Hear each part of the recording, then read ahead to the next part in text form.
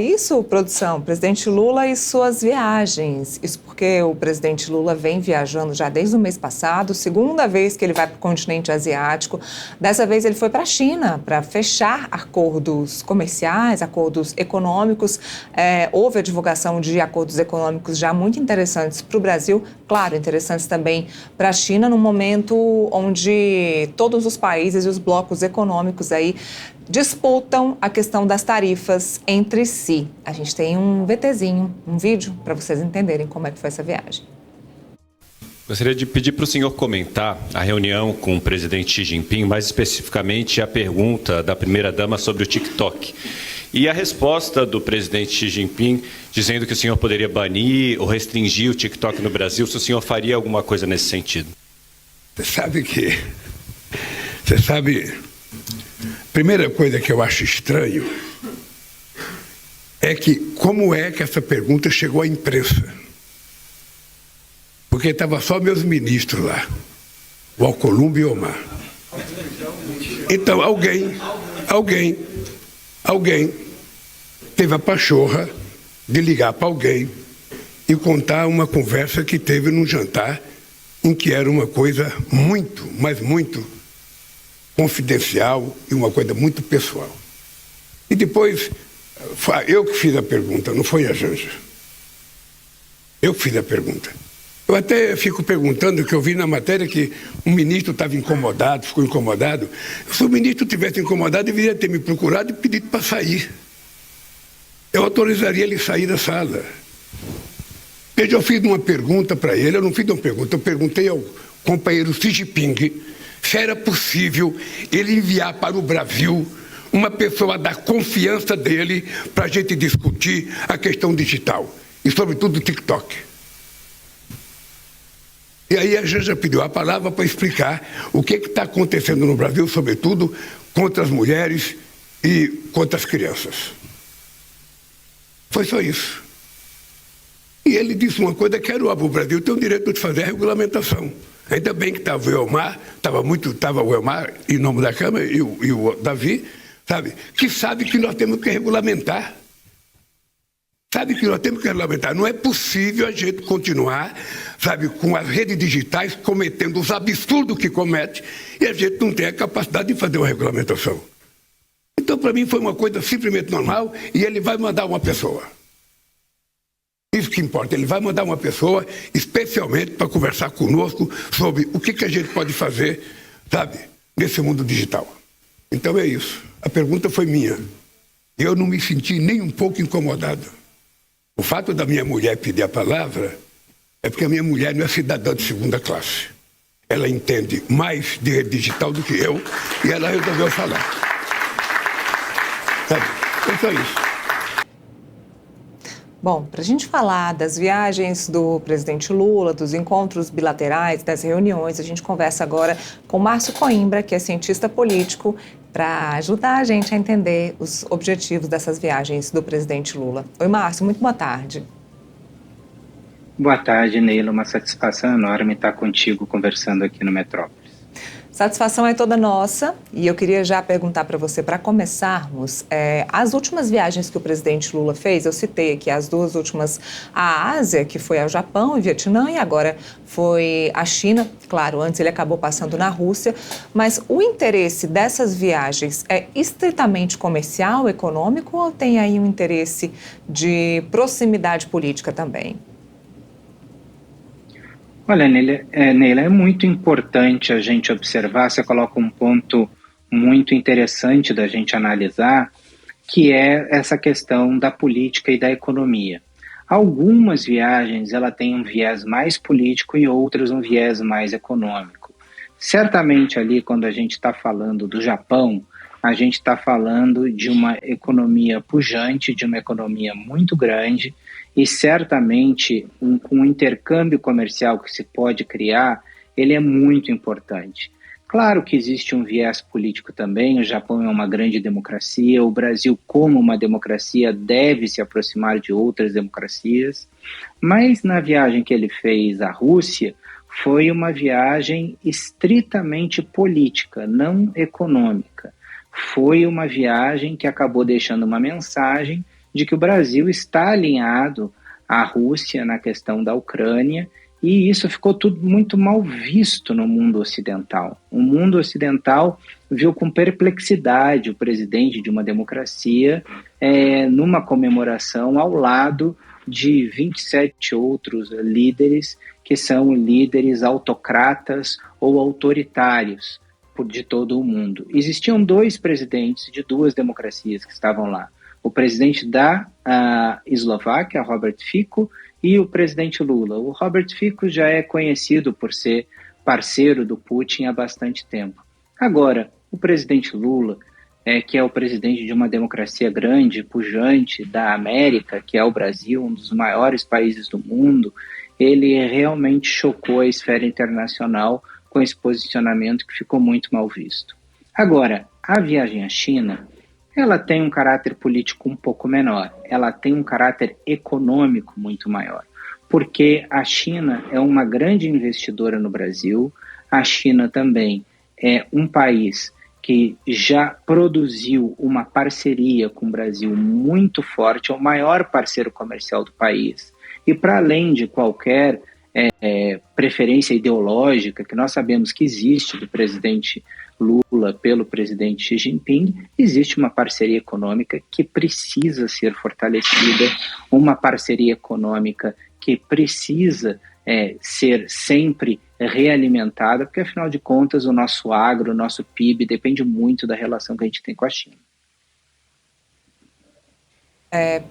Acordos que estão sendo feitos, acordos comerciais que estão sendo feitos entre China e Brasil, beneficiam mais a China do que o Brasil? Vimos aí, por exemplo, um investimento da China aqui no país nas ferrovias para ajudar a levar os insumos, que basicamente é minério de ferro e soja, para a China. A gente pode dizer que o benefício é maior do lado de lá do que daqui?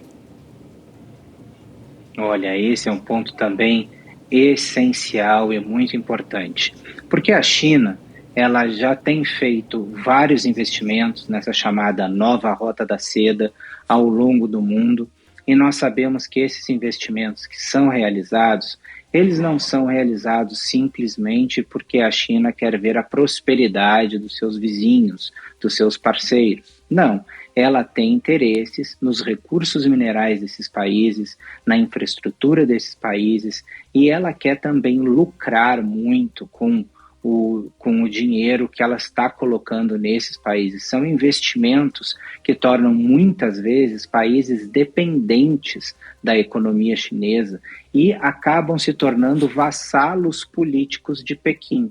Ou seja, diante de um alto grau de investimento que se torna o que se chama de sinodependência, isso acaba levando o país a ficar de joelhos nos fóruns internacionais, acompanhando as decisões da China em várias frentes. Isso aconteceu em vários países da África, isso aconteceu com vários países da Ásia, e agora eles estão voltando o seu foco para a América Latina. O Brasil faz parte disso. E eu queria até chamar a atenção para um ponto importante que foi proposto pelo Luiz Carlos Rauli, deputado, um projeto de lei que é muito importante, que é um projeto que fala sobre a triagem dos investimentos externos no Brasil. O que o deputado Rauli propõe? Ele não quer brecar, ele não quer evitar o investimento externo no Brasil, mas ele quer que isso passe por uma triagem para que os setores do Brasil não sejam dependentes de um país ou uma economia tão somente. Ou seja, o Brasil precisa de investimento sim, mas investimento diversificado. Vejamos o que aconteceu em Portugal e na Espanha recentemente, 2 países que ficaram às escuras.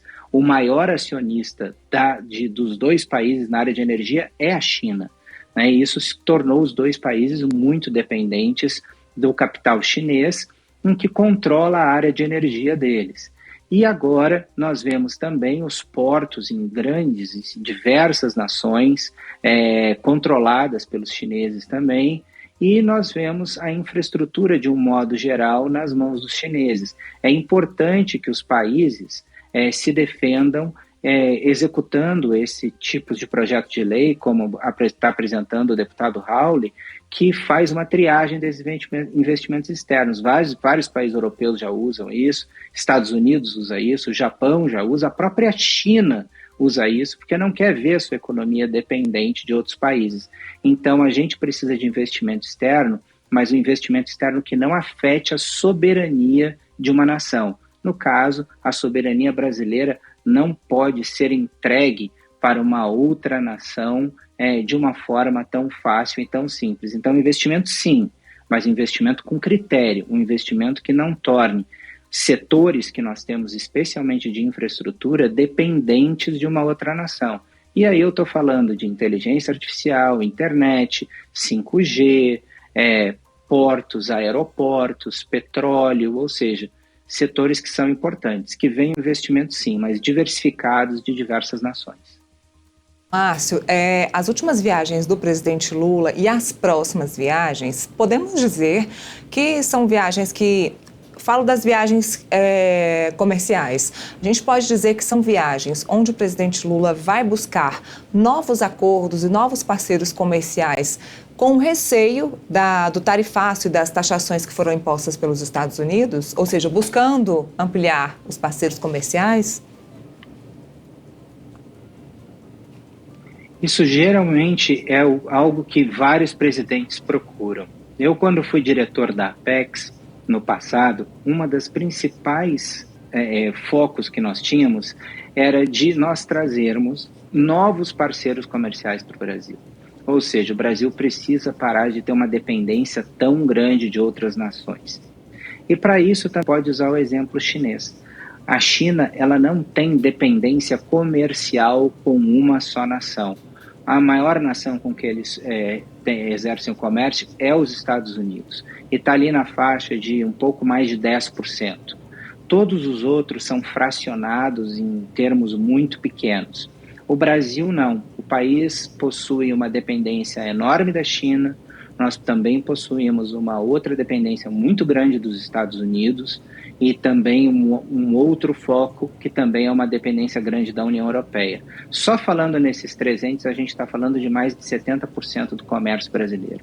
Então, é importante que um presidente sempre busque novos comércios, novas rotas comerciais, possibilidades de trocas comerciais que vão além daquilo que a gente está acostumado, com países que muitas vezes não têm relações tão próximas com o Brasil, até porque não se falam muito. Agora, a gente precisa realmente levar a nossa economia para outras fronteiras, explorar novos mercados e fugir de uma dependência de uma só nação, porque a gente não pode viver daquela verdade que sempre se fala nos mercados internacionais, que se a China espirra, o Brasil pega uma gripe. Isso não pode acontecer.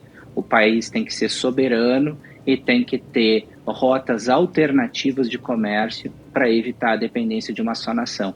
Então, nesse caso, as viagens internacionais, elas ajudam a abrir isso. Mas nós temos instrumentos como a Apex Brasil e como outros instrumentos comerciais internacionais que ajudam o Brasil a todo momento estar trabalhando nesse sentido. Bom, o presidente Lula fez várias críticas e duras críticas ao ex-presidente Jair Bolsonaro por ter encerrado as relações internacionais, fechado portas com outros países que não fossem os Estados Unidos. A gente pode dizer que esse governo Lula III, ele tem sido melhor nessas relações internacionais ou tem sido menor nesse quesito relações internacionais do país? Olha, o que o presidente Lula está fazendo é um proselitismo político. O que ele está querendo é criar um modelo de polarização, como é tradicional dentro da política brasileira, para mostrar de que ele está alcançando mais resultados se comparando com um outro presidente, que concorreu nas últimas eleições com ele, que ele venceu. Então, na verdade, a gente já está aí vendo uma reedição de uma campanha presidencial que vem se apresentando. Agora, em termos de relações internacionais, nós vemos que existiu no início do governo Bolsonaro, com o ministro Ernesto Araújo, em especial, realmente uma mudança de fundo na política externa brasileira. Uma mudança que visava aproximar o Brasil de democracias, aproximar o Brasil de países que têm maior liberdade e, com isso, são países que trazem também um sistema de direito que dá confiabilidade para as duas partes negociarem, países que têm um Estado de Direito estabelecido, regras claras, uma democracia estável, liberdade plena. O ministro Ernesto Araújo começou esse movimento. Infelizmente foi interrompido no meio do governo Bolsonaro e quando o Bolsonaro deu uma guinada também a uma postura um pouco diferente, aproximando o país de países mais autoritários, como foi a questão da Rússia, quando ele não se posicionou de forma clara contra a invasão da Ucrânia. Me parece que, em alguns aspectos, até as políticas externas do final do governo Bolsonaro e do governo Lula, de alguma forma, elas se confundem e se parecem. A postura do Brasil em relação à China, que começou a se aproximar já do meio para o final do governo Bolsonaro, ou também a proximidade da Rússia, me parecem muito similares na segunda metade do governo Bolsonaro e do governo Lula. Inclusive, amigos diplomatas me falam que não mudou nada em diversos aspectos da política brasileira daquela época, de um governo para o outro. Então, acho que a gente precisa ficar muito atento a isso, precisa ficar muito atento ao proselitismo político de um lado e o que a realidade internacional nos mostra no cotidiano do poder e da política de bastidores. Se vai haver mudança ou não daqui para frente nessas viagens e nas relações internacionais do presidente Lula. Márcio, muito obrigada pela sua participação e pelos esclarecimentos aqui para a gente no Boletim. Eu que agradeço, gente, o convite, estar aqui contigo, estar aqui com toda a audiência do Metrópolis. Muito obrigado, é uma satisfação estar aqui com você. Até a próxima.